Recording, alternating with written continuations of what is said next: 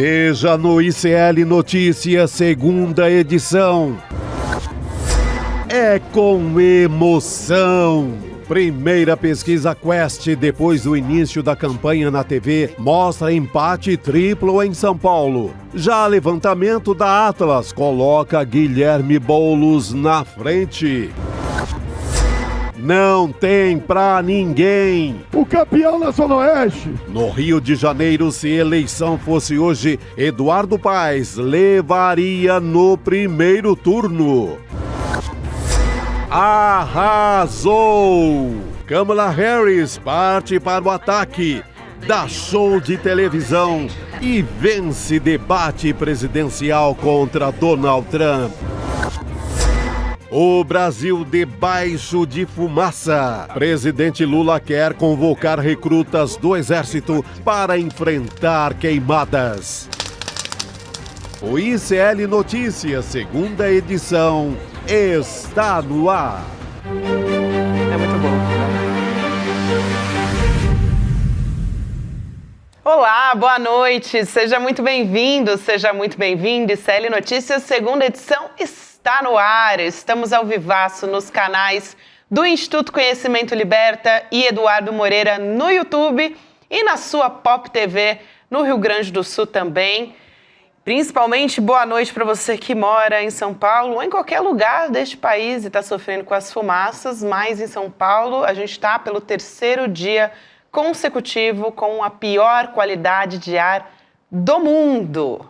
Tá duro, viu, meus queridos? Boa noite. Esse campeonato eu não queria ganhar, né? Eu sei que São Paulo tem mania de grandeza, mas se é o pior ar para respirar do mundo... Eu tô com medo da gente transformar o nosso programa no Jornal da Tosse. Lembra que os mais velhos vão lembrar? Olha, muito a bom. TV Record, antes do Bispo Macedo comprar a TV Record, tinha um Jornal da Tosse, mas é porque os apresentadores eram senhores de idade. Maravilhoso. E tossiam mais do que falavam. Eu tô quase uma senhora de idade também. Eu já virei, sabe, Rodrigo, influencer de tosse. Uma jovem. Virei influencer de tosse. São Paulo já faz isso com os indico o que jovens. fazer, o que eu posso... Tô aqui com o meu sprayzinho também, sempre espirrando durante o programa. Tá aqui. Mas, infelizmente, né, a gente tem que continuar monitorando, óbvio, toda essa situação. A gente, mais pra frente, vai falar sobre a situação das queimadas, por que tá tão grave. Uma entrevista assustadora, né, do Carlos Nobre. Você ia falar isso? Assustadora, isso Carlos mesmo. Nobre, um dos maiores especialistas em meio ambiente no Brasil e no mundo, né? Esteve aqui no ICL conversando no Em Detalhes faz 2 semanas, já alertando para as queimadas em agosto e dizendo que setembro ficaria ainda pior. Ele deu uma entrevista hoje para o Estadão dizendo que nem ele esperava algo tão drástico como nós estamos vivendo agora. Entrevista apocalíptica. E se o Carlos Nobre está preocupado, é sinal que a gente tem que ficar muito preocupado também. Ele não costuma errar, ele pega números, ele acompanha isso há muito tempo. A ministra Marina Silva hoje também fez belas declarações falando de como ela mesma alerta desde 92, ninguém cuida, deixa para lá. Aliás, ninguém está cuidando muito nem agora. Está acontecendo isso em São Paulo, não para nada. A Câmara Municipal não para em torno disso, a Prefeitura não para em torno disso. Nada é feito, nada será feito. A gente espera que esse dinheiro agora, que está sendo colocado pelo governo Lula, comece a ter uma atividade mais intensa e mais firme no combate às queimadas e na fiscalização, né, Chico? Mas se não tiver Prefeitura e Estado envolvido... Perfeito. Se você, sei lá, o Lula criou agora a Autoridade do Clima, que é uma espécie, um comitê, uma autarquia para cuidar só disso. Marina aplaudiu a decisão, está empenhada, mas você manda o dinheiro, a prefeitura é sócia do garimpo ou é sócia do agronegócio, do agropop, que vai mandar veneno na plantação e roubar toda a água dos municípios para plantar soja. O que adianta? Nós temos um problema realmente da sociedade. A manchete de agora do UOL é: Marina divide responsabilidade sobre queimadas com a sociedade. Mas tem que dividir mesmo com a sociedade. E sociedade não é a minha tia, a sua avó. A sociedade é também os empresários, os donos de meios de comunicação que querem custo mínimo e aí desmontam as equipes de fiscalização, né? A sociedade é o agro, é esse lobby de que o Brasil tem que ser só agro. Tudo isso é sociedade. E o De Olho nos Ruralistas, depois a gente vai falar sobre isso também, fez um dossiê, assim, muito importante, mostrando como os prefeitos de grandes cidades e cidades que estão em situação de vulnerabilidade também em relação ao meio ambiente, enchentes, tudo isso. A maioria desses prefeitos não está preocupada com o meio ambiente, muito pelo contrário, está aliado à mineração e a atividades legais. E outra coisa, Chico, também, eles não citam esses candidatos à reeleição e também candidatos a postulantes, né, a estar nessas posições de prefeito. Também não citam mudanças climáticas, não citam plano. Meio ambiente não está entre as prioridades das cidades. Eu ouço as pessoas falando assim, nossa, está muito calor, está muito quente, como se fosse assim, um dado do, sabe, assim, não temos nada para fazer, né? Então é uma situação realmente complicadíssima. Nós vamos daqui a pouco voltar a esse tema aqui ao longo do programa. Vamos falar também bastante sobre pesquisa eleitoral. Eu fui levantando rápido, né, sem avisar a nossa equipe. Aqui, vamos falar também de pesquisas eleitorais. Aqui na chamada, na abertura, o nosso Oliveira Júnior já trouxe detalhes dessas pesquisas. Mas antes disso, gente, uma reportagem importantíssima hoje no UOL de um tema que nós já trouxemos aqui no ICL Notícias. Aqui mesmo, eu destaquei esse fato. Quando há o embate entre o Alexandre de Moraes e o X, o Elon Musk, o que está por trás disso?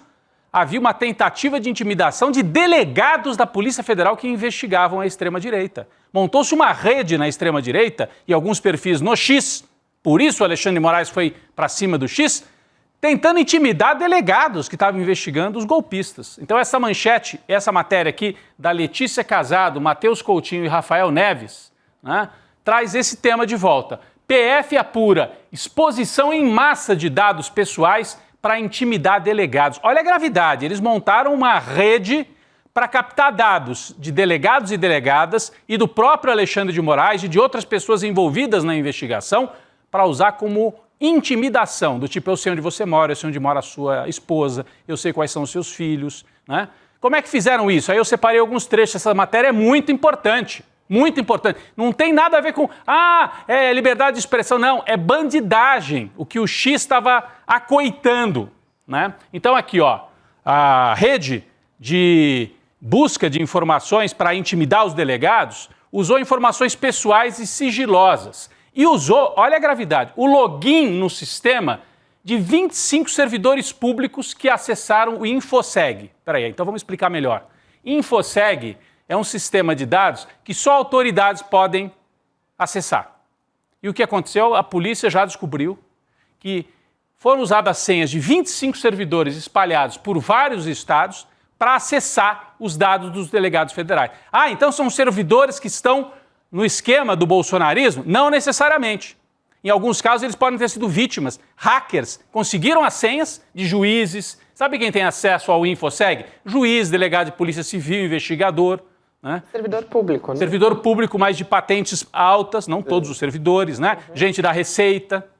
Então, pegaram as senhas e acessaram esses dados. Vamos para uma próxima página que ajuda a gente também a entender melhor. O InfoSeg é uma rede nacional que integra informações dos órgãos de segurança pública, justiça, fiscalização. A base de dados permite acessar informações pessoais, como endereço, telefone, nome do pai e da mãe, eventuais processos judiciais, registro de veículos e armas em nome da pessoa. Então você tem todo o perfil aqui. Apenas agentes públicos têm acesso ao InfoSeg. O que aconteceu? A investigação da PF identificou, por exemplo, que entre janeiro e março deste ano, estamos falando de 2024, o CPF do ministro Alexandre de Moraes foi consultado no sistema 7 vezes, por logins diferentes, vinculados a servidores em vários estados, Mato Grosso, São Paulo, Rio de Janeiro, Alagoas. Então, eles estavam acessando informação de delegados, delegadas e do próprio ministro Alexandre de Moraes. Vamos para a próxima página aqui rapidinho, dessa matéria do UOL. Os dados mostram que o nome e os dados pessoais de Moraes continuam sendo buscados, mesmo após o ministro autorizar várias operações. Ou seja, a ABIN paralela não morreu, continua operando. Tem um sistema paralelo, a arapongagem, correndo solta, utilizando esses dados e essas senhas do InfoSeg. Eles ficaram dentro do Estado, tiveram acesso a vários dados. Vamos para a próxima aqui, seguindo ainda na matéria. Os investigadores descobriram que alguns logins de funcionários públicos foram utilizados via VPN. Lembra que a gente falava do VPN outro dia aqui? O VPN permite que você acesse, por exemplo, dos Estados Unidos, de qualquer lugar, da Ucrânia, Da Ucrânia não, que está em guerra, mas da Rússia, você vai pelo VPN, entra no sistema brasileiro, se você tiver a senha, você acessa. Então, para não deixar rastro, quem é que acessou mesmo, de que computador foi, você não sabe direito. Fica em nome do dono da senha, às vezes é um juiz que teve a sua senha roubada, um delegado da Polícia Civil que teve sua senha roubada e usada por esse sistema de arapongagem. Olha só, o login de um juiz do Tribunal de Justiça de São Paulo fez 4.000 consultas de dados sigilosos via VPN em 26 de março de 2024. Obviamente não foi o juiz que fez isso. Sim. Usaram o login dele e via VPN consultaram o que queriam ali dentro do sistema do InfoSeg. Vamos para mais um trechinho aqui para a gente mostrar a gravidade disso tudo que a Polícia Federal está investigando. Portanto, a ordem de Moraes foi ignorada pelo X, porque ele deu uma ordem assim, olha, tem vários perfis envolvidos nesse esquema, é um esquema perigosíssimo de intimidar a policial federal, tinha até um nome. Essa rede de arapongagem lançou o projeto Exposed, para expor os delegados. Tinha assim, inclusive pagando, oferecendo dinheiro para agentes públicos que quebrassem sigilo e entregassem para essa rede de arapongagem algumas informações sobre delegados que atuavam debaixo das ordens do Moraes. Aí ele mandou o X tirar do ar alguns perfis que participavam desta rede e o X falou, não, liberdade de expressão total, não vamos tirar. Gente, é uma rede criminosa. Então, importantíssimo ficar de olho nisso e entender o que está por trás dessa briga do Alexandre de Moraes. Não é do Alexandre de Moraes, né? Até eu estava entrando na história. É uma disputa do Elon Musk e do bolsonarismo com o sistema democrático brasileiro, com o STF. Não é personalizado no Alexandre de Moraes, mas é uma disputa das instituições brasileiras, da Polícia Federal, da Justiça, contra essa rede de arapongagem incentivada com dinheiro de fora do Brasil. A matéria fala, inclusive, a Polícia Federal, nessa investigação, descobriu que o grupo de arapongagem ofereceu para uma delegada, ofereceu dinheiro, mandou vários e-mails, ofereceu dinheiro em troca de informação sobre gente que eles queriam expor. Ó, passa para a gente precisa de dados sobre CNH para mostrar, enfim, eles queriam expor determinadas pessoas ali e ofereceram dinheiro para essa delegada. Então, é um esquema bastante perigoso e mostra o que era enfim, por que o Alexandre de Moraes queria tirar do ar esses perfis que participavam desse esquema. A gente vai continuar acompanhando, a garganta está falhando um pouco aqui, a gente vai continuar acompanhando essa história, eu acho que é fundamental para a gente entender o embate entre democracia e golpismo no Brasil, mas vamos passar agora para as pesquisas e depois vamos seguir adiante das pesquisas. Tem muita pesquisa hoje pelo Brasil. Em São Paulo, pesquisa Atlas, nós vamos começar com a Atlas, né? Pesquisa Atlas traz o seguinte resultado, primeiro turno. Guilherme Boulos, do PSOL, em primeiro com 28, Pablo Marçal em segundo com 24,4, Ricardo Nunes 20,1 e a Tabata Amaral já passou o Datena, está com 10,7, o Datena com 7,2. Atlas, daqui a pouco vamos trazer mais detalhes sobre a pesquisa Atlas. Boulos em primeiro, está um pouco diferente das outras, né? Aqui com o Boulos um pouco destacado em relação ao Marçal e o Nunes. Vamos agora para a pesquisa Quest, que também saiu agora, finalzinho da tarde, você deve ter visto aí pela internet. Aqui tem um resultado diferente. Daqui a pouco nós vamos falar bastante sobre isso. Em vez do Boulos estar em primeiro, quem aparece em primeiro aqui é o Ricardo Nunes, do MDB. 24% o Nunes, 23% o Pablo Marçal e o Boulos, perigosamente, com 21%, aquilo que a gente dizia ontem. O projeto do Bolsonaro pode ser levar os dois de extrema-direita para o segundo turno, né? O Marçal e o Nunes. Como é que pode dar dados tão diferentes assim? Daqui a pouco nós vamos debater mais, conversar mais, mostrar inclusive cenários de segundo turno. Esse cenário da Quest é bastante preocupante para o Guilherme Boulos e bastante diferente daquele anterior que nós acabamos de mostrar, da Atlas, que mostra o Boulos em primeiro. Como é que... as pesquisas, como é que eu posso saber qual que tem confiabilidade ou não? Se você quer saber mais, eu vou mostrar aqui o caminho para você entrar no TSE e pesquisar as pesquisas. Vamos colocar aqui na tela. Você vai lá no site do TSE e vai no campo pesquisas registradas. Qualquer um pode fazer, não precisa ter senha, qualquer cidadão brasileiro. Pesquisas registradas. Aí você preenche aqui, eleições municipais de 2024 e coloca qual é a unidade da federação. São Paulo, Rio, Alagoas, Amazonas. No meu caso, eu coloquei São Paulo, que eu queria entender bem a diferença da Atlas para a Quest. Vamos adiante. Aí tem mais um campo que você tem que preencher. a próxima tela aqui, aí você escolhe, eu quero ver a empresa Quest, no município de São Paulo. E aí eles vão trazer a lista de pesquisa e você clica. Vamos para a próxima tela? Você clica e lá tem toda a informação, eles são obrigados a publicar. Quem contratou, qual a data de coleta, qual a data de divulgação. E também a metodologia. A Quest diz aqui, pesquisa quantitativa com realização de entrevistas pessoais, domiciliares e presenciais. Portanto, a Quest é uma pesquisa presencial, vai até a casa das pessoas e faz a entrevista. A outra, a Atlas, como é que é? A mesma coisa, se você quiser, faz o teste aí depois. Você entra no TSE e preenche lá. Atlas Intel, que é o nome completo. E você vai ter acesso. Como é que funciona essa pesquisa? Vamos para a próxima tela da Atlas. Essa aqui é da Atlas. Eles vão mostrar como... Aqui, metodologia de pesquisa da Atlas.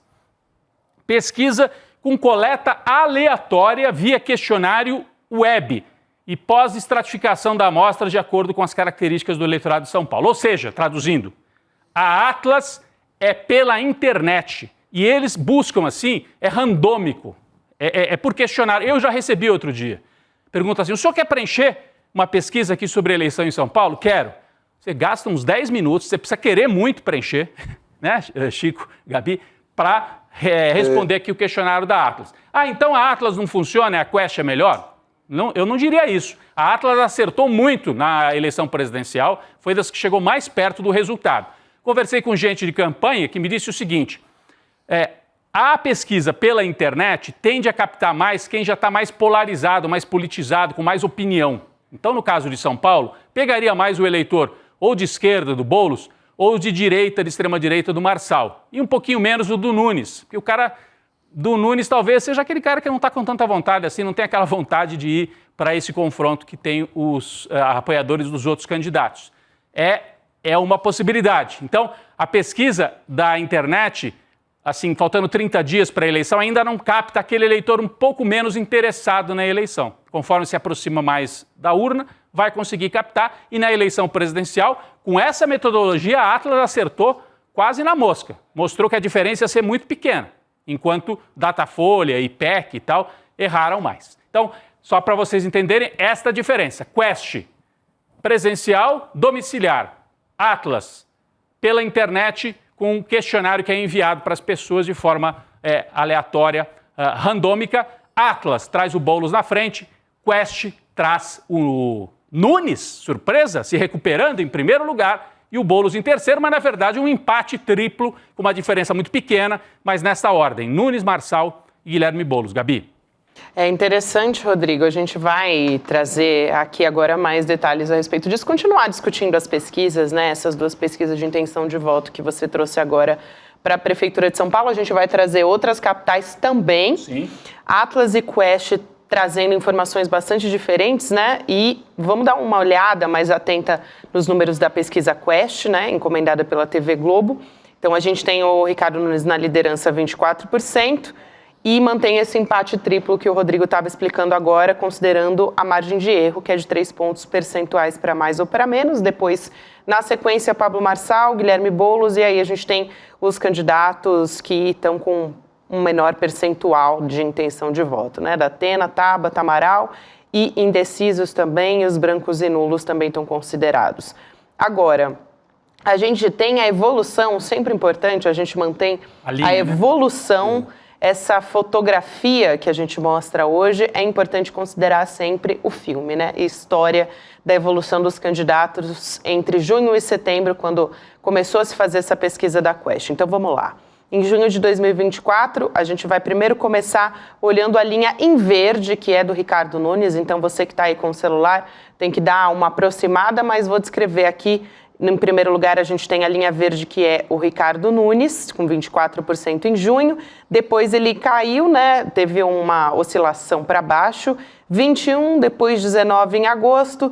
E agora, em setembro, está com 24%. Eu acho que é importante, né, Rodrigo, que a gente tem essa oscilação do Ricardo Nunes para cima justamente quando a gente tem a divulgação da campanha eleitoral e o partido dele tem um bom tempo de televisão, né? Mas é curioso, Chico, você repara, sei que a Gabi vai descrever as outras linhas, ele cai e volta para o mesmo lugar, né? O Nunes é a linha verde, ele começa com 24, cai um pouco e volta para 24. Então, uma oscilação dentro de 24, 21, 19 e volta para 24, né? No caso do Nunes, né, Gabi? Na sequência, a gente tem o Guilherme Boulos em laranja.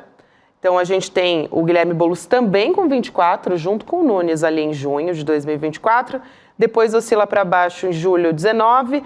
Oscila para cima de novo em 22. Setembro agora, ele oscilou para baixo, 21.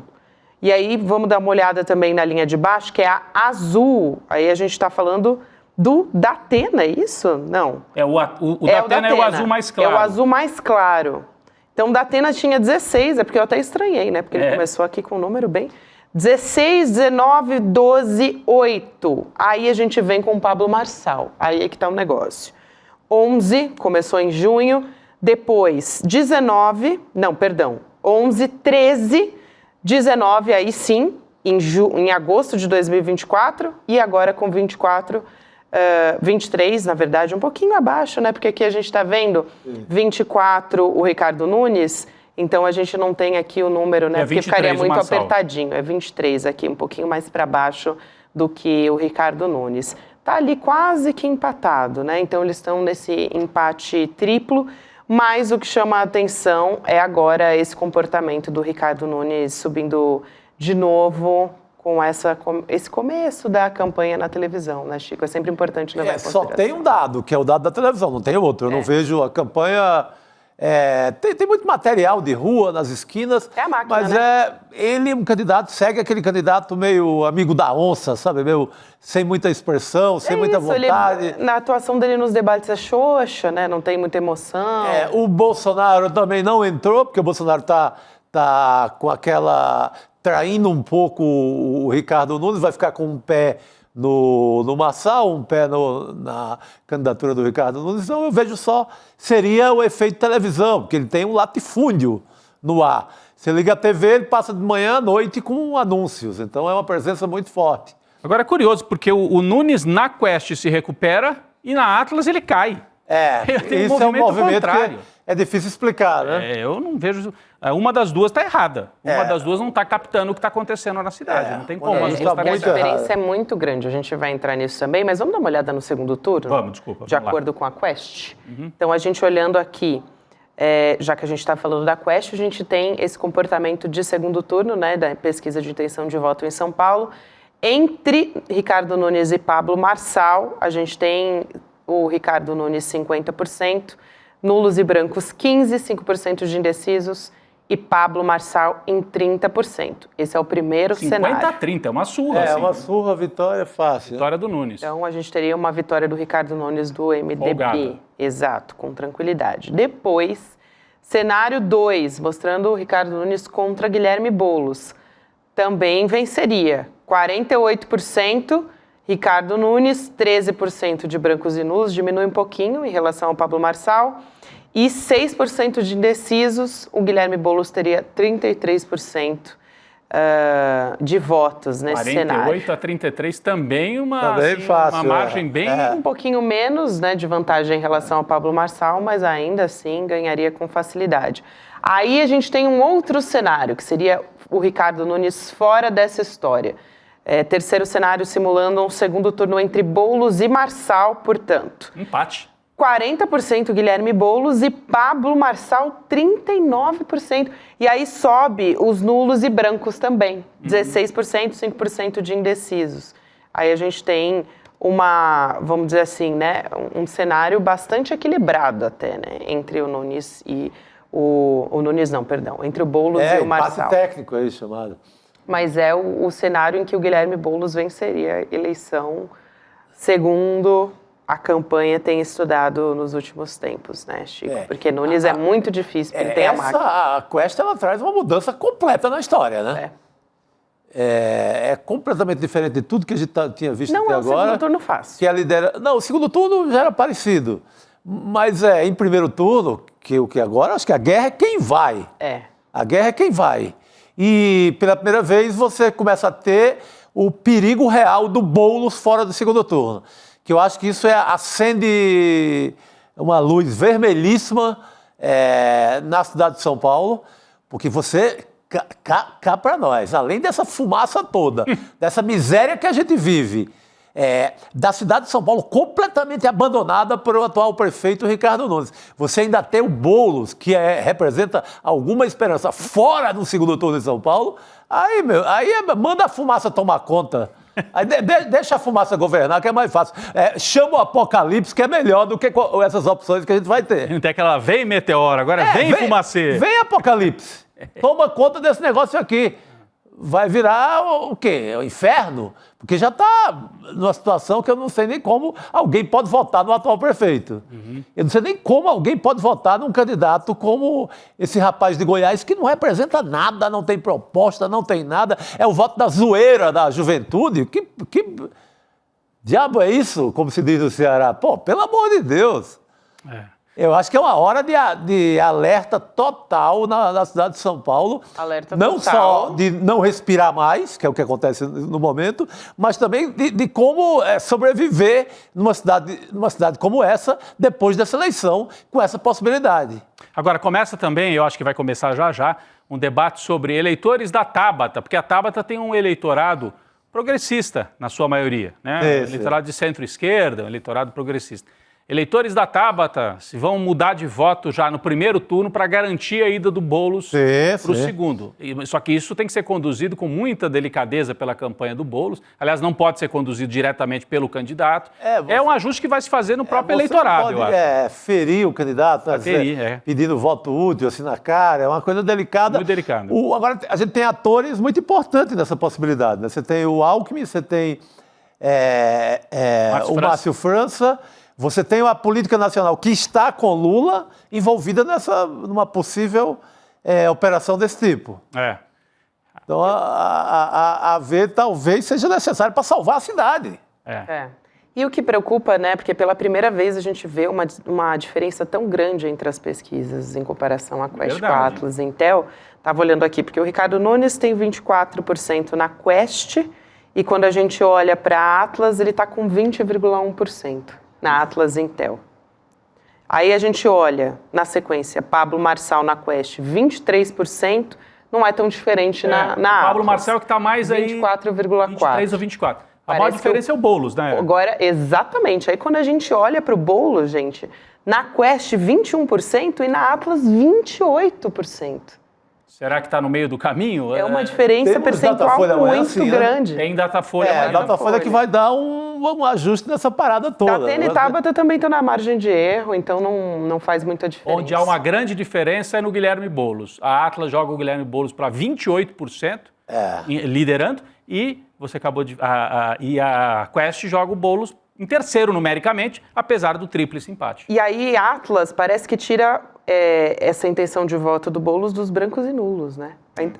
Os brancos e nulos aqui na intenção de voto são muito menores na Atlas Intel do que na Quest. Talvez por causa disso, porque na Atlas Intel, quem vai preencher não vai preencher toda uma pesquisa que demora 10 minutos para no final dizer eu vou anular o voto.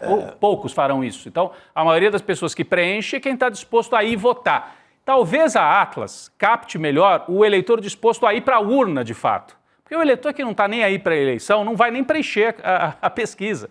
Então, tem aí uma diferença importante, né? Mas a gente precisa aguardar mais um pouco. Pode ser que haja alguma distorção maior. Uma das duas pesquisas não está captando exatamente o que está acontecendo na cidade nesse momento. Pois é. E aí, quando a gente olha também para a Quest, a gente tem, né? A gente deu o filme, não só a fotografia. Dá para ver um pouco oscilando, subindo e descendo. Na Atlas, não. Na Atlas, o Guilherme Boulos faz assim, né? Ele vai... Aí, a imagem mostrando. Ele vai descendo um morro, assim, que é o primeiro ali. Mas ainda assim, ele desce o morro, mas está na frente. E vai para 28, mas está na frente, exato. Aí, Ricardo Nunes dá uma oscilada e o Marçal tem aquela subida repentina. Então, o que é estranho também, olha, esta aqui que está na tela é da Atlas, né? É o mapa, assim, como é que chama isso? O filme, né? O filme, isso. O filme. São as curvas aí da Atlas. Repare, o Ricardo Nunes ainda na Atlas continua em queda. Isso. Continua em queda. Enquanto que na Quest, a Quest já capta o Ricardo Nunes se recuperando. A gente até falou, será que é a campanha eleitoral da televisão?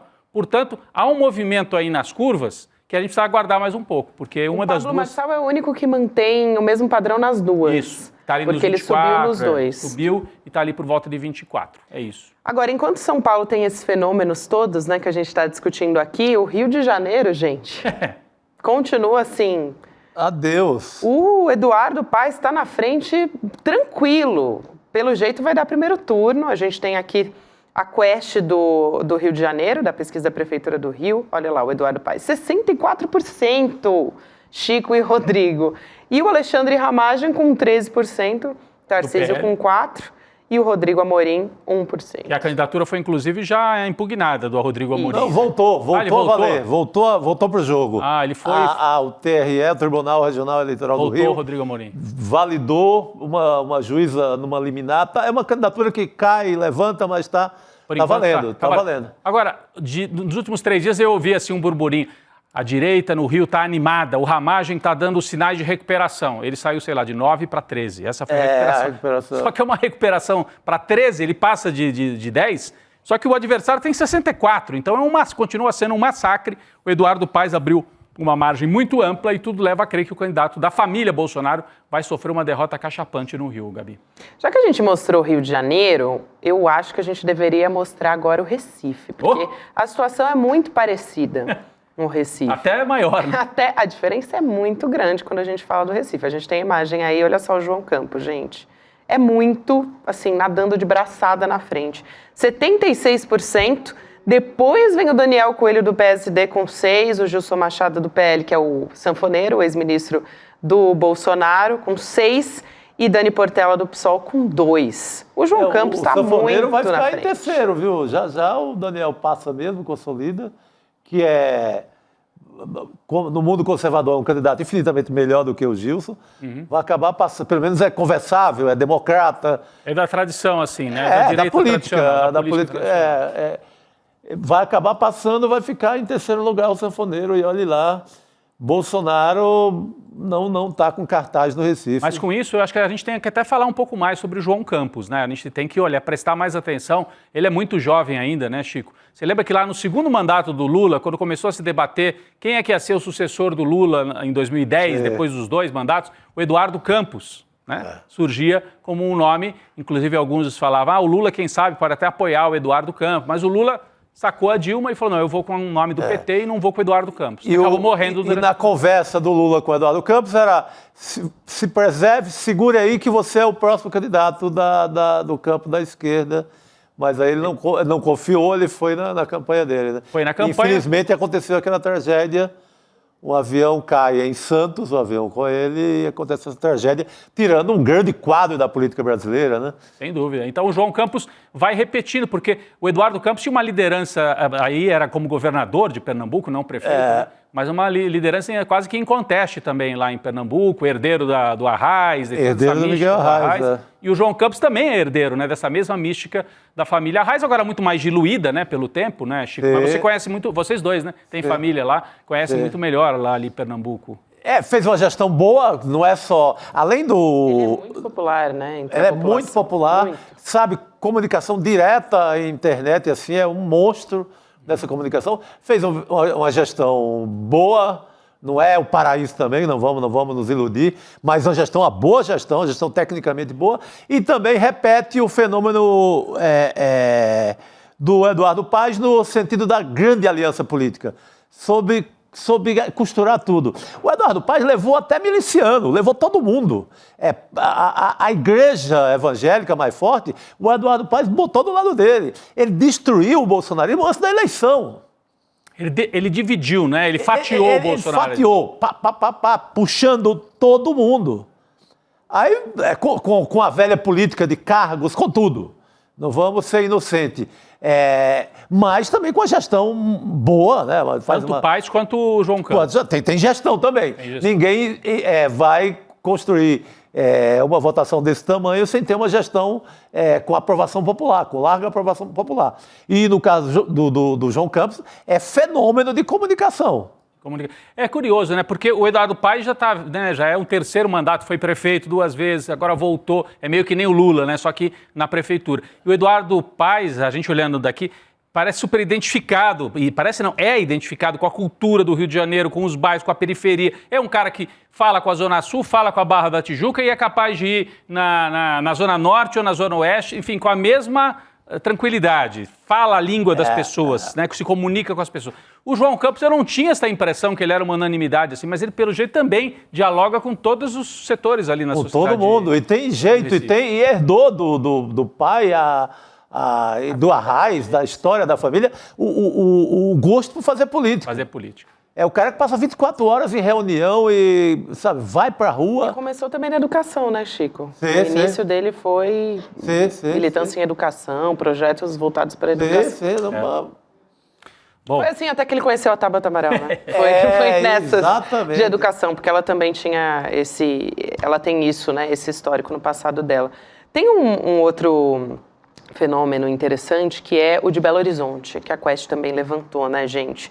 Que mostra o Mauro Tramonte, do Republicanos, com 27, depois vem o Fuad Noman, do PSD, com 20, o Bruno Engler, o candidato do Bolsonaro, PL, com 16, depois a Duda Salabert, que é uma candidata mais progressista, né, de esquerda, do PDT, 11, e o Rogério Correia, do PT, com 5, também um candidato da esquerda. só um detalhe, Tramonte lidera com 27, na nossa tarja está 20, mas ali a tarja é essa manchetinha que está aqui no pé da nossa tela. Está liderando com 27, Com 27, exato. tá, A gente? A imagem que vale é que está em vermelho. Aí. Isso mesmo. Então, Aí. o Mauro Tramonte, 27.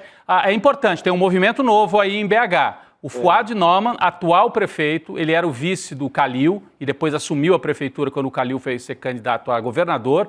Se descola daquele bloco ali de trás, ligeiramente, mas se descola, porque havia um empate entre todos ali. E ele com a máquina, né, com a prefeitura na mão, vai se aproximando do Mauro Tramonte, que tem o apoio do Zema, então tem uma diferença. O Bruno Engler é mais um bolsonarista em dificuldades em capitais importantes do Brasil, e a esquerda dividida vai ficar fora do segundo turno se tudo continuar como está. O Chico já vinha falando disso. Numa cidade tão importante, né? A esquerda vai ficar na poeira geral em BH. Ficar fora do segundo turno, ao que tudo indica. Vai ter que apoiar o Fuad, o atual prefeito. Que a gente estava falando aqui, O Kassab que vai gostar, né? É do partido do Kassab. Claro, ele que já está apostando nisso também, né? Isso. Com certeza. Gente, trazendo aqui esse cenário principal, a gente vai também trazer para a nossa conversa a Heloísa Vilela, que está acompanhando todas essas informações, dá os pitacos dela sobre as pesquisas. Elô estava de olho aqui, estava conversando com a nossa equipe no Paralelo, estava de olho nas pesquisas, né, na pesquisa de São Paulo, na pesquisa espontânea, que é aquela que você não dá nenhuma opção de resposta para a pessoa, é ela que lembra, né, é a lembrança do eleitor sobre em quem ele vai votar, qual que é a intenção dele. Elô, boa noite, já traz essa novidade para a gente também. Boa noite, querida e queridos. Pois é, eu achei muito curioso, porque na pesquisa espontânea, quem está ganhando de lavagem são os indecisos. Há 30 dias da eleição. Olha só. É muita gente, quase 50% dos eleitores estão indecisos na pesquisa espontânea. O que, por um lado, acende aí um pouco de esperança. Há espaço para se trabalhar, para a campanha do Boulos, por exemplo, crescer. Agora, a outra coisa que me chama muita atenção e que acho que é motivo de muita preocupação, se a gente olha esses números, tanto do Nunes quanto do Marçal, pode ser um pouco diferente numa pesquisa e na outra, mesmo que apenas um dos dois vá para o segundo turno, a tendência é que essa direita toda vote no candidato da direita que for para o segundo turno, o que torna ainda mais difícil, né, a possibilidade de vitória de um candidato de esquerda como o Boulos. Então, acho que isso é muito... Os dois da direita com tanta votação é muito preocupante. É uma desgraça. É uma desgraça, Elô. Como é que você pode, uma cidade como essa, que a cidade está arrasada pela gestão do Nunes, você tem um centro praticamente com zumbis, você tem uma cidade que agora maltratada. Tem caminhão aí fazendo reforma a cada esquina, asfalto, né, Chico? aquela coisa de político do interior. Mas é aí que mostra, né? Você não tem nada, você não tem uma marca nessa gestão, porque você pode dizer, não, o candidato de direita, mas tem uma marca, fez alguma coisa. O que esse cara fez? Nada. Sabe? Aí pega outro, que é o rapaz de Goiás, que vem completamente forasteiro para participar de uma eleição com piadas, com palhaçada em debate. Sabe? E também supera, tá com essa votação toda. É para você abandonar e dizer, toma conta, fumaça, toma conta, apocalipse. Quem que é sua, fumaça? É triste. Agora, outra coisa que eu acho que é é super interessante nesse processo todo da eleição. Vocês falaram agora, né, que o Kassab é que está feliz, né, com essa mudança lá em Minas Gerais, né, em Belo Horizonte. O que acontecer com o partido do Kassab vai ser muito importante para a sucessão do Arthur Lira na Câmara dos Deputados. Existe toda uma movimentação aí do partido do Kassab, conversando com o Elmar Nascimento, que está se sentindo traído pelo Lira, que hoje declarou o apoio ao Hugo Mota, e o líder do PT, né, o Odair, disse hoje que também está analisando vai conversar com a bancada sobre o nome do Mota, que é um cara ligado ao Cunha, para vocês terem uma ideia. Então, existe uma outra movimentação para evitar esse candidato do Lira. E se o Kassab sai fortalecido dessa eleição municipal, ele pode levar adiante essa negociação. E aí vai caber ao PT ser o fiel da balança, ou ir para o lado da negociação, que vai ter aí Elmar Nascimento e Brito, quem tiver mais apoio acaba sendo o candidato, ou o Mota, candidato do Cunha e do Lira, né? E aí vamos ver para que lado vai cair o PT com seus 80 votos. 80, você imagina, Elô, um segundo turno em que? Bom, Rio de Janeiro provavelmente não vai ter segundo turno. O partido do Kassab, Eduardo Paes, mas é o partido do Kassab, ganha a eleição em primeiro turno. Em São Paulo, se o Nunes for ao segundo turno, é o Kassab no segundo turno em São Paulo. E em Belo Horizonte, se o Fuad for ao segundo turno, é o partido do Kassab indo para o segundo turno e precisando, de certa maneira, do apoio do Lula, dos votos mais à esquerda, para tentar ganhar também Belo Horizonte. Eu estou falando só das 3 cidades aqui do Sudeste. Colégios eleitorais. Grandes colégios eleitorais, né? Então, é um cenário... E aí, tudo isso junto com a negociação da eleição para a Câmara que acontece no começo do ano que vem. Então é um cenário, foi interessante você trazer as duas coisas e mostra como que esse centro-direita, essa centro-direita tradicional é quem parece que está se fortalecendo mais nesse momento pelo cenário. A gente falava no começo, Bolsonaro não está forte nas principais capitais. Os candidatos bolsonaristas raiz estão com dificuldade, a gente já mostrou aqui vários. Agora, a esquerda também está com dificuldade, o Lula também está com dificuldade. O João Campos lidera, mas ali é o fenômeno do Recife, tem o apoio do Lula e tal. O fenômeno do Centrão também é importante. Então, eu acho que quem está se fortalecendo é uma centro-direita ou uma direita tradicional com várias vitórias possíveis aí nas capitais brasileiras. Né? Pelo cenário por isso que o Lula está jogando... Perdão. Desculpa. É por isso que o Lula está jogando para depois das eleições municipais a sucessão do Lira, porque ele está achando que talvez consiga aí um fortalecimento de uma ala que não seja do PL e do PP para negociar um outro nome que não venha de Lira, né, que não venha de Bolsonaro, que não venha dessa turma. Vamos ver o que vai acontecer. Seria menos ruim, seria bem menos ruim, né? Despiorar o cenário. Elô, isso tudo que... o cenário, exato. É duro, né? Que bom que chegamos. Isso tudo tem a ver, Elô, também, é muito bom você trazer essas informações todas de bastidor, porque tem tudo a ver com essa discussão também na CCJ sobre a anistia do 8 de janeiro. Sim. Tá tudo interligado, né, gente? A Elô passou o dia lá no Congresso, vai contar pra gente como é que foi a reunião na CCJ, porque poderia ter votado o PL da anistia para os envolvidos lá do 8 de janeiro, só que ficou decidido o quê? Que o projeto vai ser votado depois das eleições municipais também. Então tem tudo a ver com isso que a Elô está falando, vai ficar para outubro.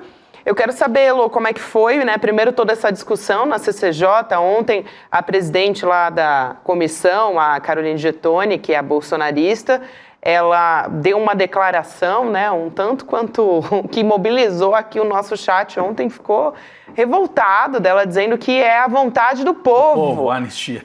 E ela decidiu adiar a votação agora, né, Lu? Ela não teve jeito, na verdade, viu, Gabi? Porque ontem o pessoal do PSOL, né, os progressistas, fizeram o maior esforço para adiar ao máximo a votação que se avizinhava. E conseguiram, porque o Lira chamou a ordem do dia, então todo mundo teve que parar e ir para o plenário votar as medidas. E aí, hoje, começou mais cedo, começou de manhã, e começou a mesma manobra. Eles trouxeram novamente esse projeto da anistia como uma medida assim fora da pauta, então uma extra pauta que tem que votar se entra, se não entra. Aí o pessoal do PSOL também apresentou várias propostas extra pauta, ficou aquela discussão e vai enrolando o tempo, e aí fizeram um acordo, não, então vamos tirar todas as extra pautas e vamos deixar isso para depois das eleições, porque eles viram que não ia ter jeito, né? Tá difícil conseguir quórum também, apesar dessa ser uma semana de esforço concentrado, mas não tem quase ninguém no Congresso, né? Então, foi uma combinação aí de um esforço, esse sim, bem concentrado do pessoal progressista, né? Você tá vendo ali a Érica Cocai, o Chico Alencar, o Patros Ananias, eles trabalharam muito para evitar que essa proposta fosse votada agora, antes da eleição municipal, e finalmente conseguiram. Elô, vocês queriam comentar essa história também? Porque senão eu queria... Pode seguir. Não, acho que se tá, enfim, agora vamos esperar. Depois da eleição ficou para depois. Acho que tá todo mundo medindo força. O bolsonarismo, se a gente sair fora da eleição, aí a gente tenta impor essa pauta também, né? Mas se eles tivessem tido uma manifestação maior, também, mais força, também não estava com essa bola toda para forçar a barra lá. De certa maneira, mostraram que não estão com tanta força. Mas a eleição municipal vai servir como um termômetro também, Vai ser o termômetro. né? Vai servir como um termômetro. Agora, tem uma outra discussão, todo mundo aqui no nosso chat está falando sobre isso, tá, gente? Que diz respeito ao Glauber Braga. Importante. Pessoas, assim, muito revoltadas. A Elô teve estômago, né, para acompanhar toda essa história lá também no Conselho de Ética. Foi uma sessão que aprovou o relatório da cassação do deputado Glauber Braga, do PSOL. Agora, impressiona o placar, né, Elô? Foi de 10-2 a favor do texto. O Glauber está sendo processado por ter expulso um militante do MBL do Congresso no dia 16 de abril. Você deve se lembrar dessa história. A gente tem as imagens também aqui para a nossa equipe poder ilustrar para a gente. O Glauber Braga fez a defesa hoje contra essas acusações também, né? Fez acusações contra o Arthur Lira. Olha só, a gente está vendo ali as imagens do Glauber Braga colocando para fora, né, da Câmara dos Deputados esse... Não é nem militante, né? Não dá para dizer que é um militante. Ele foi para fazer a arruaça, arruaceiro ali na Câmara dos Deputados. E o Glauber Braga queria trazer uma fala dele aqui, fazendo uma denúncia contra o Arthur Lira. Ele disse que uma empresa que recebeu verba sem licitação no governo Bolsonaro estaria agindo para silenciar pessoas que testemunhariam contra o presidente da Câmara. Então, vamos assistir esse vídeo para a gente entender melhor essa denúncia do Glauber Braga. É verdade que a nova ASB tem uma articulação direta e pessoal com o senhor Arthur Lira e que saiu do computador da nova ASB a carta para que uma pessoa ficasse calada em relação a acusações a Arthur Lira, oferecendo 4.800.000 reais. Olha, nós vamos ter próximos 40 dias que vão ser muito importantes para a gente passar limpo o que está acontecendo no Brasil. Vou me defender com todas as energias, mas não posso e não vou me calar em relação às ações do senhor Arthur Lira e o que ele faz com o Brasil. Esses documentos que ele está mencionando ali na fala dele, né, o Glauber, foram divulgados numa reportagem da agência pública. A gente tem até aqui a manchete, dá para você conferir depois. Essa reportagem está trazendo uma tentativa de acordo que envolveria o presidente da Câmara, o Arthur Lira, e a ex-esposa dele, a ex-companheira dele, a Juliane Lins, que inclusive a gente já conversou aqui no ICL, e a Elô pode explicar melhor para a gente toda essa história, né, Elô? Porque você acompanhou ali bem de perto. O que o Glauber Braga fez foi trazer essa denúncia que a Pública está publicando agora, mas sem dar os nomes. Então, ele disse que essa agência saiu do computador dessa agência a minuta do acordo através do qual a Juliane teria que ficar calada e não falar mal do Arthur Lira para ganhar a indenização a qual ela deveria ter direito quando se divorciou dele, né? Ou quando eles dois se separaram. Então ele trouxe essa história à tona sem dizer quem era a mulher que estava sendo calada, mas a gente casa isso com a matéria da Pública e a gente entende do que ele está falando. Agora, eu acho que o que é importante a gente perceber é o seguinte: hoje foi votado na comissão assim, o processo ser aberto, então aceitou-se que o Glauber tem que ser julgado. Então, por isso que ele falou em 40 dias, porque você tem aí agora um prazo de 40 dias para apresentação de testemunhas, de provas, etc. Ele deixou muito claro que, para ele, esse é um processo de perseguição do Lira contra ele e que ele vai levar até as últimas consequências. Eu ouvi de pessoas próximas do Glauber hoje a seguinte frase: estamos recebendo várias denúncias. Então, a intenção deles é trazer à tona tudo o que eles puderem trazer à tona a respeito do Arthur Lira. Ele transformou essa história, não sei se foi ele que transformou, porque ele diz que o Arthur Lira que começou, né? Ele poderia ter parado esse processo e obrigou o relator a fazer esse relatório pedindo que fosse aberto o processo. O Glauber Braga até virou para o relator uma hora e falou assim: você pode dizer aqui com garantir que não vai aparecer nenhuma gravação de uma pessoa ligada ao Lira cobrando que você fizesse o relatório nos termos em que você fez? Ou seja, a briga vai ser forte, vai ser intensa e vai ser direta com o Arthur Lira. Foi isso que ficou claro hoje no processo.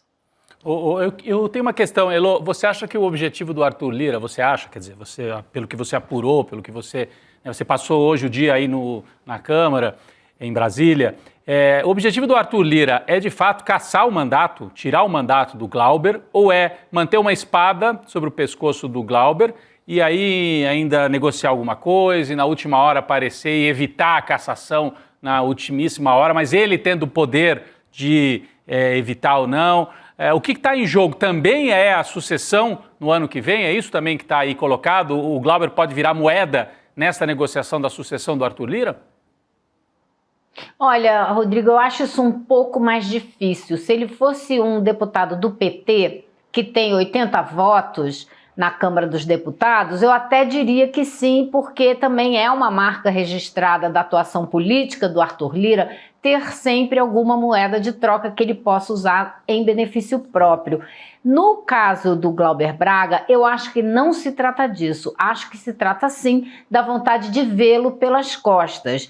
Ele é um deputado bastante combativo, que não se furta quando pode de subir na tribuna e denunciar o Arthur Lira da tribuna da Câmara, como ele fez, ele listou as fazendas que Arthur Lira teria e que não teria declarado ao imposto de renda da tribuna da Câmara. Então, sim, Arthur Lira, se puder se livrar, e já disse isso a algumas pessoas, se puder ver Glauber Braga longe da Câmara dos Deputados, acho que é o que ele quer, não seria tanto assim uma moeda de troca. E a pressão é grande, porque a Sâmia também denunciou algo hoje bastante forte. Acho que a gente tem o vídeo, a gente podia ouvir o que ela falou. Ela, só também para situar, ela também é deputada do PSOL, a Sâmia, né? E ela é casada com o Glauber. Ela fez uma outra denúncia mencionando que o Arthur Lira estaria fazendo uma perseguição pública contra o Glauber. E a Sâmia, inclusive, mencionou que ela teve a escolta cortada pelo presidente da Câmara. Ela, Sâmia. Vamos assistir. O presidente da Câmara, sem me avisar, sem avisar ninguém, ele simplesmente cortou a escolta a qual eu tinha direito, depois que aconteceu a tragédia com minha família, que todo mundo sabe. De uma hora para outra ele cortou a escolta. Ninguém entendeu. Eu não entendi. Eu fui descobrir que é porque naquele mesmo dia havia acontecido um bate-boca dele com o Glauber no plenário. A minha assessoria foi conversar com a mesa diretora para tentar entender por que isso tinha acontecido e até hoje eu não tenho nenhuma resposta. Então, se vocês duvidam do que esse homem é capaz de fazer, saibam, sim, ele é capaz de ir até as últimas consequências mais cruéis para penalizar aqueles que ele considera adversários. Ela chegou até, Elô, a confrontar o relator, né, do processo de cassação, que é o deputado Paulo Magalhães, que é do PSD. o Magalhães, ele disse que, ele ressaltou que ele se absteve na votação da cassação de Chiquinho Brazão, e aí ele foi questionado pela Summer do tipo, o que uma coisa tem a ver com a outra, né? Vamos assistir esse vídeo também e a gente comenta tudo de uma vez, vamos ver. Tanto não é meu objetivo caçar colega, que no Brasão, em 15 votantes, eu votei abstenção. Então é essa a minha posição aqui nessa casa. Agradeço. Não, como e já diante tem desse 13, voto... Não, só mais um... Já que o senhor já e assumo meu voto. Pois é, não. Então, se o senhor se absteve diante do caso do Brazão, nos espantaria muito. Por que não muito. Se o senhor votasse pela cassação do deputado Glauber, não é mesmo? Porque definitivamente não tem comparação. Então, o assassino de Marielle Franco com a defesa da honra da mãe. Lembrando que o Chiquinho Brazão, ele é um dos mandantes do assassinato da Marielle Franco, né? Não, ainda foi um voto covarde. Ele se ausentou da votação. Ele quis se apresentar como um isentão. Inacreditável. Isentão em relação a alguém acusado de assassinato, de mandante de assassinato. Elô? Não, ele quis dizer que ele é um cara que não é a favor de cassação de mandato. Tanto não é que se absteve no caso, mas que vai votar pela cassação do Glauber Braga. Agora, a Sâmia deu um outro dado que é muito importante também. Nessa legislatura na qual a gente está, foram abertos 34 processos na Comissão de Ética da Câmara dos Deputados e todos terminaram em arquivamento, com exceção do caso do Chiquinho Brazão. E ela estava dizendo isso para dizer, como assim todos foram arquivados e esse vai ser levado adiante contra o Glauber, né? As outras coisas que passaram aqui são muito mais graves e quem vai ser julgado vai ser ele. Elô, eu tenho uma dúvida também em relação ao começo dessa fase de análise, né? Porque agora foi apresentado o conteúdo da denúncia e aí tem prazo de coleta de provas, o Glauber também vai fazer uma defesa formal. Quanto tempo que ele vai ter para fazer isso? Em quanto tempo a gente deve ter esse trâmite se desenrolando? Olha, em princípio são 40 dias e mais 10 para o julgamento todo, então você tem aí quase 2 meses e aí, dependendo se ele for considerado culpado, se votarem pela cassação, isso vai para plenário. E no plenário tem que ter 257 votos dos 513 totais. Agora, teve um deputado hoje que estava defendendo o processo de cassação contra o Glauber, que apresentou imediatamente, disse que ia apresentar à Câmara, à mesa da Câmara, um pedido de suspensão do mandato dele já. E isso pode levar 72 horas, então pode ser muito mais rápido o processo. Vamos ver o que vai acontecer. Pelo que eu ouvi dos deputados do PSOL hoje, eles acreditam que vai haver o processo todo, 40 dias, provas contra provas. Agora, se o Arthur Lira não quiser que as sessões de julgamento do Glauber se transformem em sessões de denúncias a respeito do próprio Lira, pode ser que ele arrume uma maneira de encerrar mais rápido esse processo e evitar a cassação do Glauber Braga. Então deve ficar, eu estava fazendo as contas aqui enquanto a Elô falava, 40 dias mais 10 e tal, 50 dias. Nós estamos em 11 de setembro, né? 11 de setembro. A gente nem falou da data aqui na abertura, né? Os dois 11 de setembro importantes aqui na história das Américas. Mas então a gente chegaria para o fim de novembro, né? Fim de novembro, já após a eleição, quase se encaminhando para o fim de ano, quando... já com a guerra instalada de quem vai ser o novo presidente da Câmara. Quase. Mas se for uma vingança pessoal, e o que parece, o Glauber Braga é o único deputado que enfrentou o todo poderoso Arthur Lira. Colocando lá todas as denúncias, aquela lista de fazendas que ele compra, assim como quem vai no supermercado e compra qualquer coisa. Ele reverberou as denúncias da ex-mulher do Arthur Lira na Câmara. O único parlamentar que enfrentou Arthur Lira. Teve essa coragem, não é? Fazendo uma coisa que boa parte da população brasileira tem vontade de fazer. O Glauber foi lá e colocou assim para valer na tribuna. Então, se for uma questão de vingança, o Lira não vai se despedir do cargo na Câmara sem cassar esse mandato. Se for né? Foi uma questão pessoal e eu vou ter que tirar esse cara porque eu sou muito ofendido, porque ele... Você fez uma boa lista do histórico, que ele sente, né? Provavelmente se sente aí bastante atacado. Bastante atacado por coisas que... denúncias muito graves, né? Gravíssimas. Embora o Gilmar Mendes, no STF, tenha arquivado parte, que é aquela questão da robótica, que a gente nem pode falar direito, porque o Lira tem um processo também contra o ICL, embora o STF tenha arquivado aquela parte, tem a parte de acusação muito grave da ex-mulher. Sim. Sabe? Continua circulando. Parte que assim, muito pesada. Até hoje, a ex-mulher, Juliane Lins, ela repostou numa rede social um artigo muito interessante do nosso colega Paulo José Cunha, no Congresso em Foco, onde ele pergunta por que só o Silvio Almeida? É o que a gente falou Porque ele é preto? Eu acho que foi a Elô que levantou isso até anteontem aqui. Sim, a Elô trouxe. Trouxe isso. E hoje tem esse artigo muito interessante do Paulo José Cunha, que é um velho companheiro, velho jornalista de Brasília, no Congresso em Foco, que ele pergunta, por que só o Silvio Almeida? Porque é negro? Se a denúncia também é grave do caso do Lira? É uma denúncia também uma denúncia de abuso sexual, de estupro. É uma denúncia pesada. Por que nada contra ele? O Glauber fez essa pergunta na tribuna. Isso o enfureceu. E o Glauber é quem lembra dessa denúncia o tempo inteiro. Todo mundo tenta esquecer, inclusive a bancada do PT, todo mundo tenta esquecer, em nome da boa convivência. Ninguém fala mais nisso. A Elô queria falar? Vi que ela estava ali fazendo menção. Não, é isso. Só concordando completamente, é isso mesmo. É isso.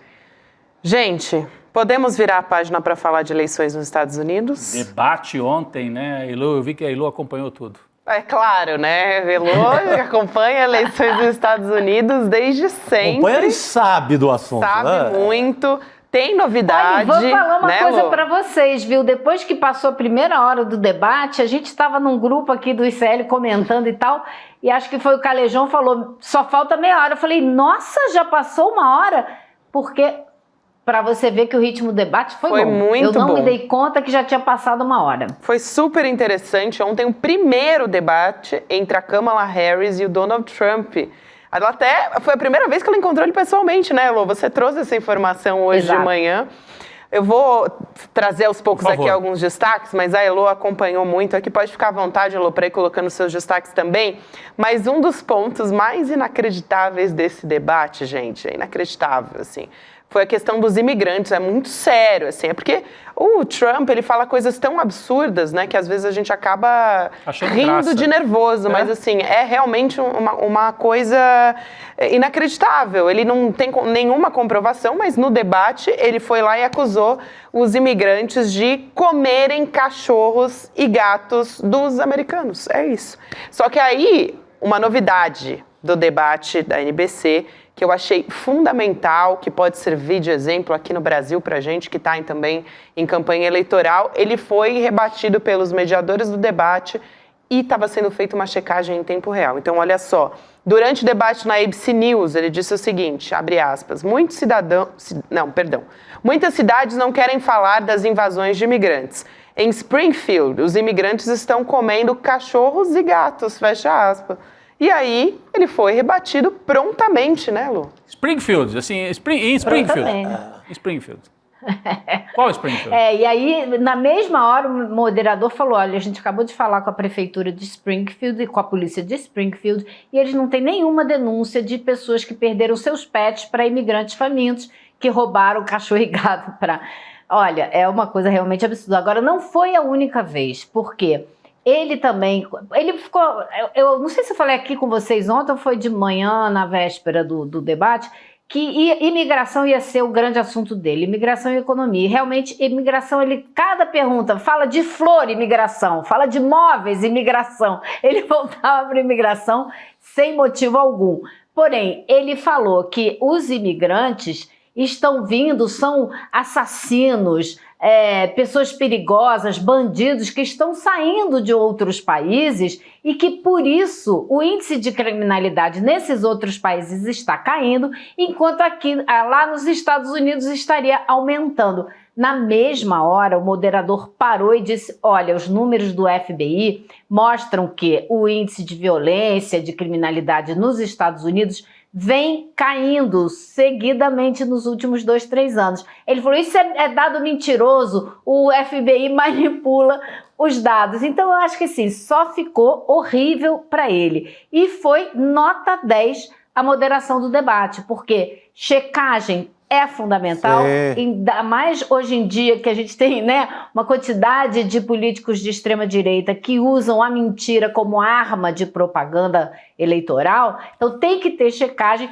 e tem que ter perguntas e cobranças firmes na hora do debate, como eles fizeram mais de uma vez. Fizeram uma pergunta, ele não respondeu ou ela não respondeu, eles insistiam, mas a pergunta é essa, vai responder? Então, acho que sim, foi muito boa a moderação. É muito boa, Elô, e o Edu Moreira falou uma coisa de manhã que eu super concordo, assim, sempre defendi, que é essa checagem em tempo real, porque, claro, é muito importante agências de checagem, um trabalho que essas agências fazem, só que não tem a mesma velocidade, não consegue chegar em tantas pessoas quanto uma checagem feita ao vivo. Sim. O cara falou uma mentira ali na hora, ó, não é isso não procede, porque isso.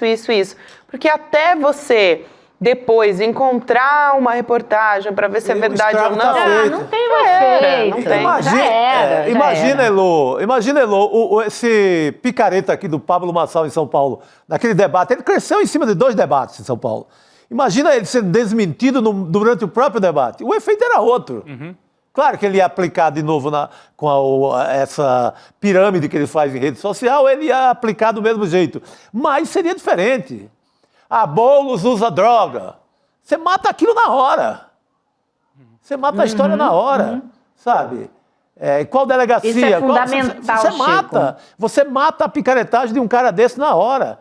Teria que... Um debate com alguém que não defende a democracia, que vai ser franco atirador e que vai tentar ganhar a eleição com uma mentira gigante, tem que ter. Não dá mais para ter debate no Brasil.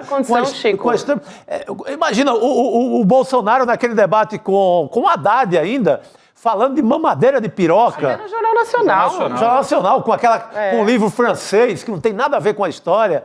Sabe? Então, a Globo tinha condição de ter uma equipe de checagem, né? De você desmentir na hora. E tem, mas não fazendo esse... Tem um serviço de checagem, a Globo, mas não é fazendo esse... Não, instantâneo, ao vivo. Instantâneo, não é fazendo esse serviço ao vivo. E acho que a ABC deu uma aula de como fazer. Esses desmentidos, né, e a firmeza com que os moderadores levaram o debate, com toda a educação, mas com firmeza...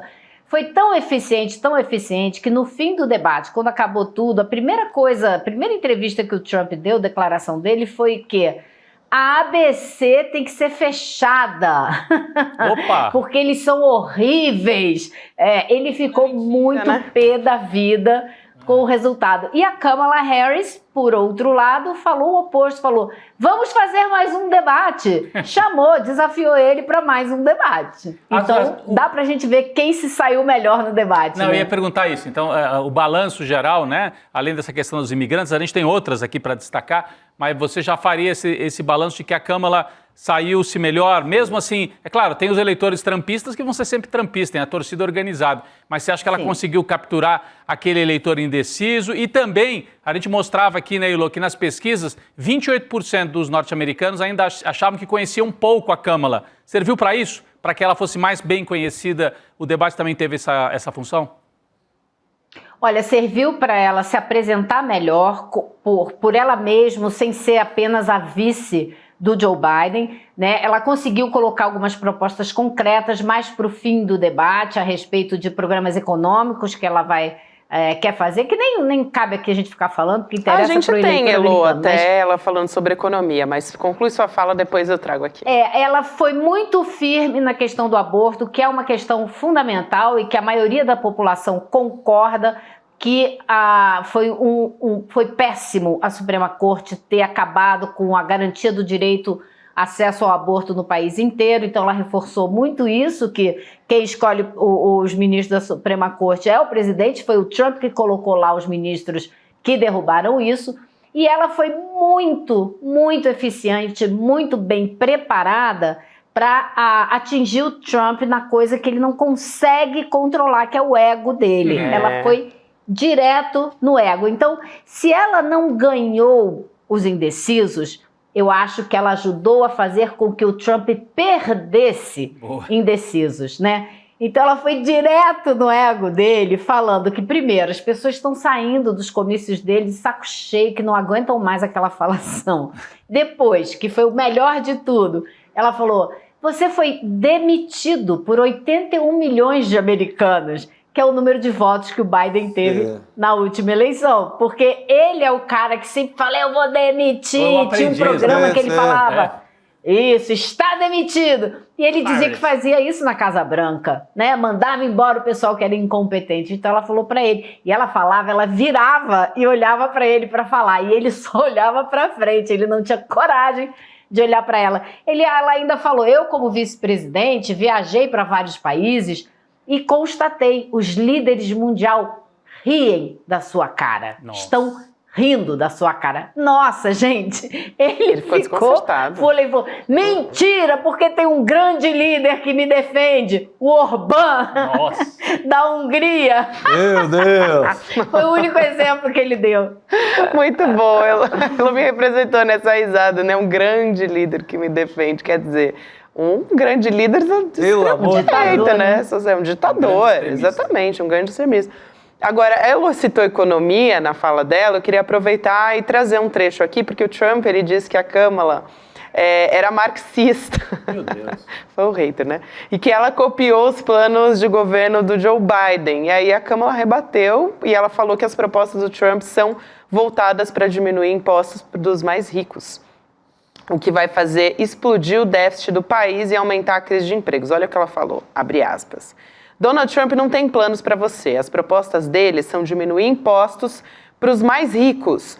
O plano de Donald Trump vai explodir o déficit do país, vai aumentar a crise de empregos, vai nos levar para uma situação econômica pior do que a grande recessão. Ela falou.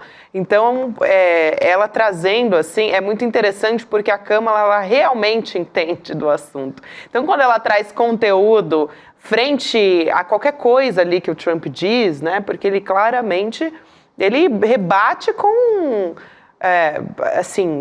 com a falta de conteúdo, né? Com o histriônico. Então, é muito interessante quando ela faz isso. Agora, tem um tema que... ele tinha...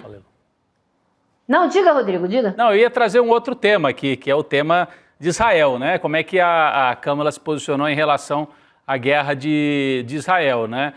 Trump e Câmara falaram sobre as guerras. Trump disse que Câmara odeia Israel, né? E que se ela fosse o atual presidente, a guerra contra a Ucrânia jamais teria acontecido. Se ele fosse, né? Se ele fosse. Ele diz bastante isso. Kamala rebateu, dizendo que Trump não valoriza a democracia, seu apreço é apenas a líderes da extrema-direita, homens em geral. Sem deixar de apoiar o direito à defesa de Israel, ela contestou as ações do governo de Netanyahu contra os palestinos. A gente tem aqui a frase que ela falou sobre a Palestina. Abre aspas, Israel tem o direito de se defender, mas como faz isso, importa. Muitos palestinos inocentes foram mortos, crianças, mães. O que sabemos é que essa guerra deve acabar. Nessa solução deve haver segurança para o povo israelense, Israel e uma medida igual para os palestinos. Heloísa, esse tema vai ter um peso na eleição ou assim já está dado? Como é que você avalia isso? Olha, Rodrigo, o que eu posso dizer é o seguinte, a Jill Stein, que é a candidata do Partido Verde, ela tem mais votos da população muçulmano-americana de dois estados muito importantes, que são estados pêndulos, que são Wisconsin e Michigan.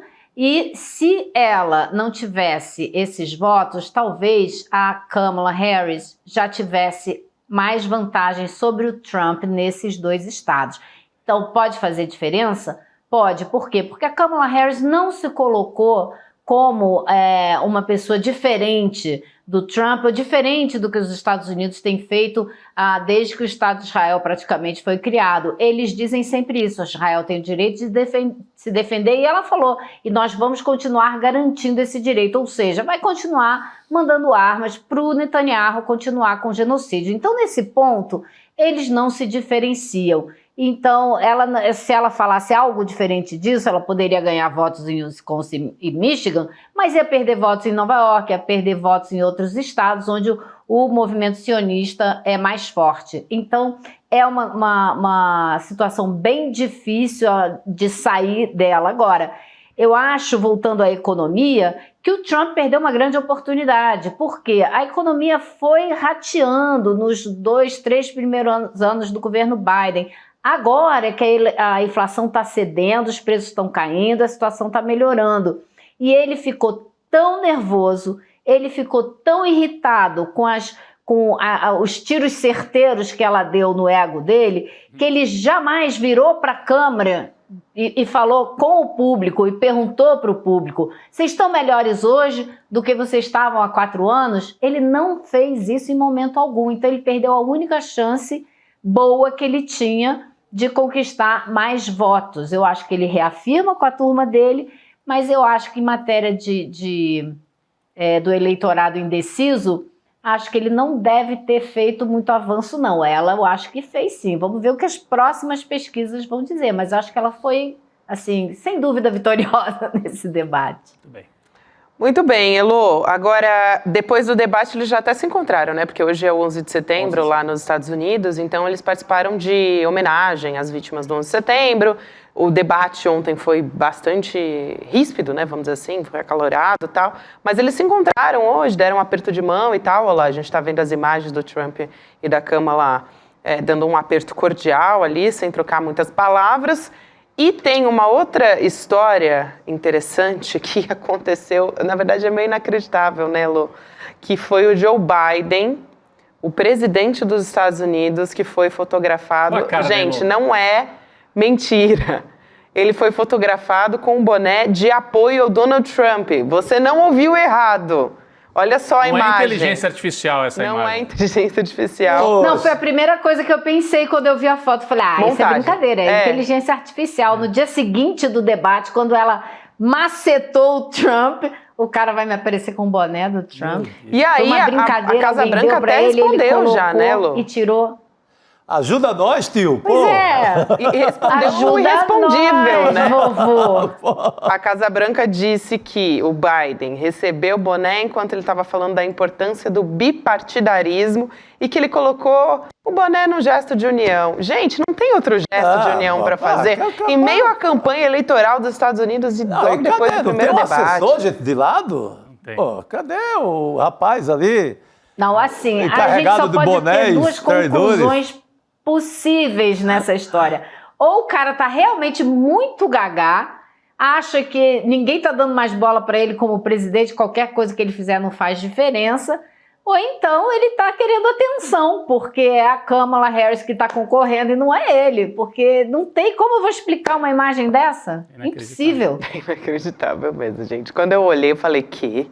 Pelo amor de Deus, cara. Não é possível. Mas eu olhando, não acredito. Foi verdade. Foi o meme do não acredito. Mas é. Elo, é isso então por hoje, querida. Valeu. Obrigada por ter acompanhado tão de pertinho tudo, né? Nossas eleições municipais, eleições dos Estados Unidos. Elo tá por dentro. E ainda passou o dia no Congresso Nacional para trazer tudo pra gente. Elo dá um show sempre. Que maravilha. É isso. Obrigado, Heloísa. É isso, pessoal. Valeu, querida. Um beijo. Boa noite, bom trabalho por aí. Beijo. Eu não sei quem sofreu mais, a Elo, que teve que ir hoje acompanhar a sessão do Congresso, ou eu que assisti ontem Brasil e Paraguai. Derrota. Você é um apaixonado, né, Rodrigo? Mas é futebol. Pelo menos é mais leve. Mesmo quando é pesado, é mais leve do que essa bandalheira da política. É isso. Temos notícia nova, viu, gente? De última hora, que saiu na coluna do Guilherme Amado. Vamos lá. Vou trazer agora aqui. Ministério Público do Rio de Janeiro livrou Carlos Bolsonaro da denúncia do caso da rachadinha no gabinete dele. O MP denunciou 7 funcionários e ex-funcionários, mas sabe quem ele não denunciou? Carlos Bolsonaro. Claro. Inocentou o Carlos Bolsonaro? Claro. No caso dele, mas 19 assessores, o MP pediu o arquivamento das investigações. E vamos culpar os funcionários que faziam a rachadinha lá, e vamos deixar o... É curioso, né? Porque ele denuncia os assessores, mas Não, deixa o bonitão sobreviver. Aí uma parte do bolsonarismo que o Eduardo Paes não tem como combater, que é do Judiciário, é do Ministério Público, é da Polícia. Essa parte o Eduardo Paes não tem como resolver. Olha a cara dele aí, que beleza. Que maravilha, né? Informação que acabou de sair, então, do Ministério Público do Rio de Janeiro e que vem sendo muito cobrada aqui no SL Notícias. Um posicionamento justamente do Ministério Público a respeito dessa história, né? Que a Juliana Dalpiva cobriu muito bem. Aliás, esse Ministério Público brasileiro, os estaduais, o federal, depois da Lava Jato, pelo amor de Deus, é uma decepção, viu? É isso. Temos novidade também em uma outra história, gente, né? No caso das Bets, viu, Chico, que você está acompanhando muito de perto também. A Justiça de Pernambuco decidiu, em audiência de custódia, manter a prisão preventiva da Deolane Bezerra, né, influencer que voltou a ser presa porque deu aquelas declarações para a imprensa logo depois de deixar a prisão. Ela tinha sido liberada na segunda-feira para a prisão domiciliar, só que ela foi presa de novo depois de descumprir ordens da Justiça. E ela é acusada de usar apostas para lavar dinheiro de jogos ilegais e ela também é uma garota propaganda da Esportes da Sorte, que é alvo da Polícia de Pernambuco, dessa mega operação que a Polícia Civil de Pernambuco está fazendo, está realizando ainda, e o CEO da empresa, o Darwin Filho, continua preso, né? Ele também continua preso.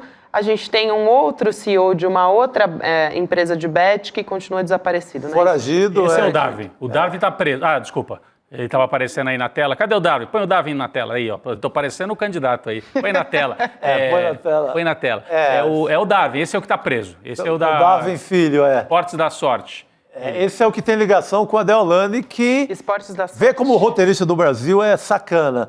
Ele leva o roteirista do Brasil, óbvio, com a Polícia de Pernambuco, leva a Deolane para que presídio, que colônia penal, onde estão os canibais de Garanhuns. Que isso? Os canibais de... Lembra aquele caso de 2012, lá no Agreste Pernambucano? A Deolane está lá com mais 2 presas do caso do canibalismo de Garanhuns de 2012. Elas estão condenadas por canibalismo. Canibalismo, 2 mulheres, assassinato, né? E canibalismo, né? Nossa. E as duas estão no mesmo presídio, as duas dos canibais da Deolane. Então juntou Cassino do Tigrinho com canibalismo. É um roteirista caprichoso, esse roteirista que faz o roteiro desse grande filme chamado Brasil. O roteirista não brinca não, né, Não brinca, Chico? Porque o negócio é demais. Só o fato do dono da Esportes da Sorte chamar Darwin já é o primeiro ponto aí do E o pai negócio. Também, né? Ele é Darwin Filho. Ele é Darwin Filho, meu Deus. Inclusive, a Beth continua com as atividades normalmente, né? Ele que foi preso. Mas tá aí, todo mundo... Agora mesmo eu estava vendo a Beth que o Galvão Bueno anuncia, por exemplo. Porque o chamariz é todo futebol. Galvão é do mundo do futebol. Eu falo Galvão, mas podemos escolher qualquer outro influenciador. É apenas o último que eu vi. Ele chama para o futebol. Chama, por exemplo, para a torcida apostar Corinthians e Juventude, que é o próximo jogo do seu time. Isso, daqui a pouco. Daqui a pouco. Mas o que é que tem de lado do Corinthians e Juventude? Cassino, roleta. Então, eu tenho observado muito, entrado em todas as páginas deles, o que eu vejo é que o chamariz é o futebol, mas quer levar mesmo o adolescente, a criança, o desavisado para o cassino. Antigamente, para você ir no cassino, você tinha que passar pela portaria do cassino, quando existia e tal. Hoje em dia, você liga o celular. É porque é simbólico, né, Rodrigo? Você ir num cassino, você ir no bingo, e normalmente pessoas mais velhas, agora não, como está no acesso do celular, são os mais jovens também que conseguem. E tá lá, tem jogo similar a Tigrinho, jogo similar a Tigrinho, os jogos são os mesmos, gente. Tem uma coisa que chama até roleta brasileira. Olha aí. Nessa da... Que ela chama nacional, essa né? Beto Nacional, que não é nacional, né? Porque Só o nome. É tudo de fora, tudo testa de ferro, por aí vai.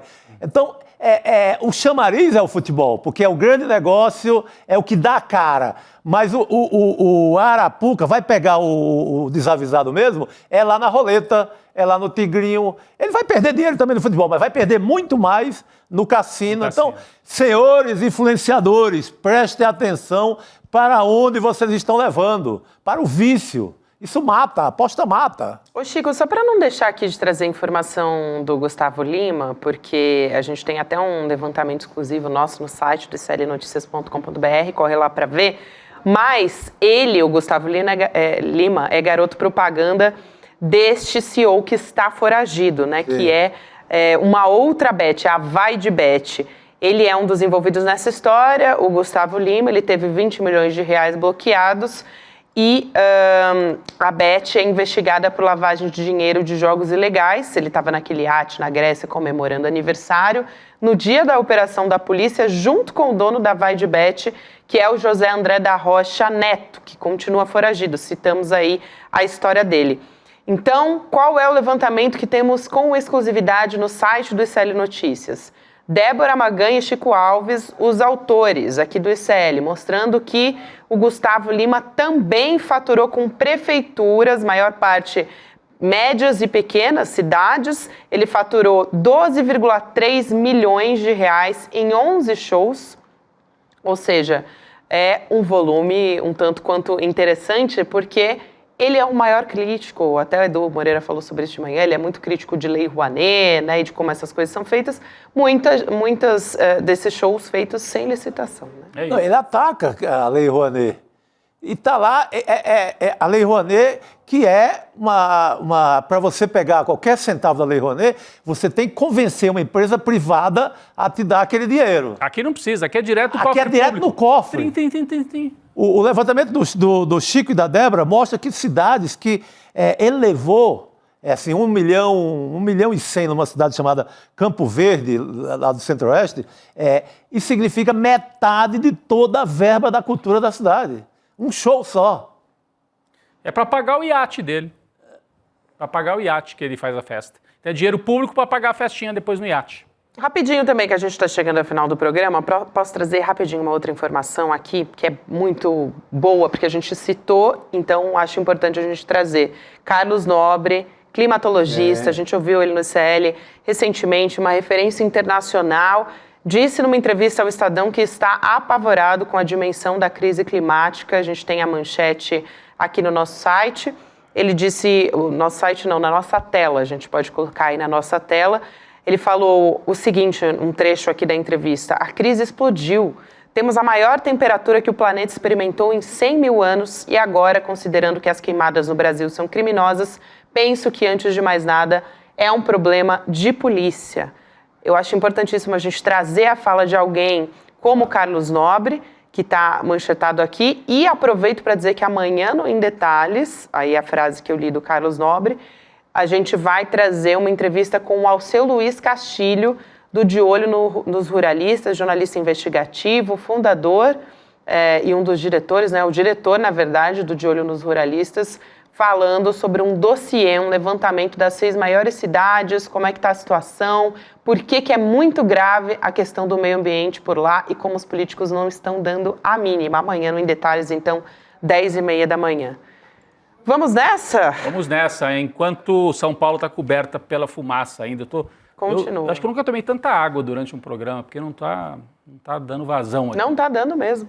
A gente estava falando das bets, gente, justamente sobre isso que eu quero ressaltar aqui. A gente vai ter uma nova série documental do ICL, a Bets Apostas Online, lançamento que acontece na quinta-feira, dia 19. Então, semana que vem, tá? 8 horas da noite, evento online, gratuito, mas que precisa de inscrição para você poder saber o que acontece por trás, todos os bastidores, como essas plataformas operam, como é que as famílias estão perdendo muito dinheiro em situação de vulnerabilidade.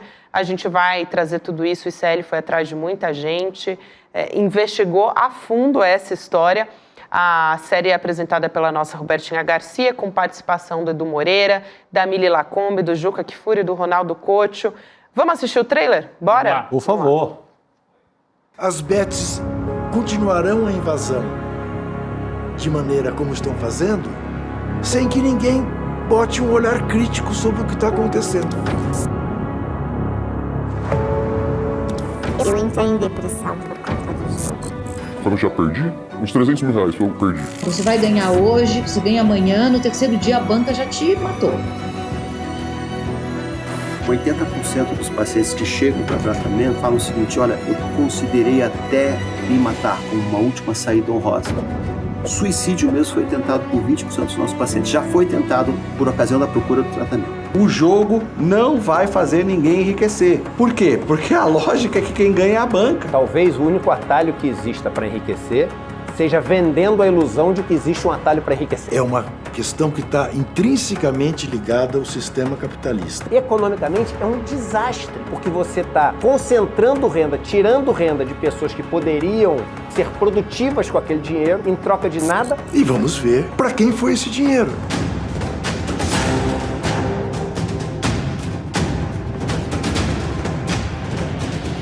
Na busca por essa fantasia do enriquecimento, ou mesmo na simples distração de fazer uma fezinha, há uma armadilha perigosa: o vício.